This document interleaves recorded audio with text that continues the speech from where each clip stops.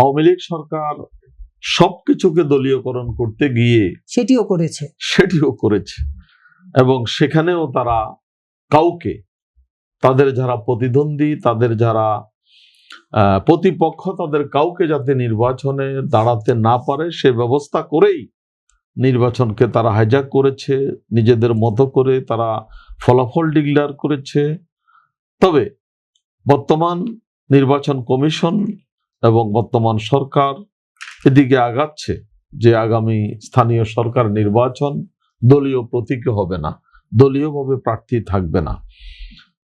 আমাদের দল থেকে নির্বাচন কমিশনে যে চিঠি দেওয়া হয়েছে সেটির কারণ হচ্ছে দলগতভাবে আওয়ামী লীগ বাংলাদেশে কোনো নির্বাচনে অংশগ্রহণ করতে পারবে না।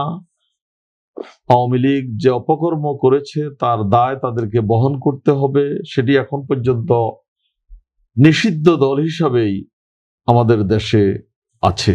সেই হিসাবে দলীয়ভাবে তারা নির্বাচনে অংশগ্রহণ করতে পারবে না। যেহেতু বলা হচ্ছে যে স্থানীয় সরকার নির্বাচন দলীয়ভাবে হবে না, কিন্তু এই সুযোগে যাতে করে ফ্যাসিস্ট আওয়ামী লীগের কোনো দোসর, আওয়ামী লীগের কোনো নেতা, আওয়ামী লীগের কোনো ব্যক্তি যাতে নির্বাচনে অংশগ্রহণ করতে না পারে, সেজন্য আমাদের দল থেকে এ ধরনের চিঠি দেওয়া হয়েছে। সেটার কারণ হচ্ছে আমরা ইতিমধ্যে দেখতে পাই যে কিছু কিছু আওয়ামী লীগের নেতা জামিন পেয়ে যাচ্ছেন, কিছু কিছু আওয়ামী লীগের নেতা কাহারো ছত্রছায়ায় কথা বলার সুযোগ নিচ্ছেন, কিছু কিছু আওয়ামী লীগ কারো ছত্রছায়ায়। আমি এই মুহূর্তে নাম বলতে চাচ্ছি না, আমি এই মুহূর্তে নাম বলতে চাচ্ছি না, সময় বলে দিবে।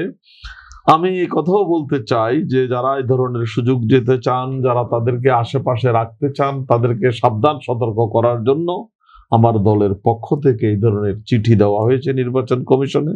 নির্বাচন কমিশন যাতে সতর্ক থাকে যে কোনো ছদ্মনামে, কোনো ছদ্মবেশে যাতে আওয়ামী লীগ এখানে কোনো নির্বাচনে অংশগ্রহণ করতে না পারে।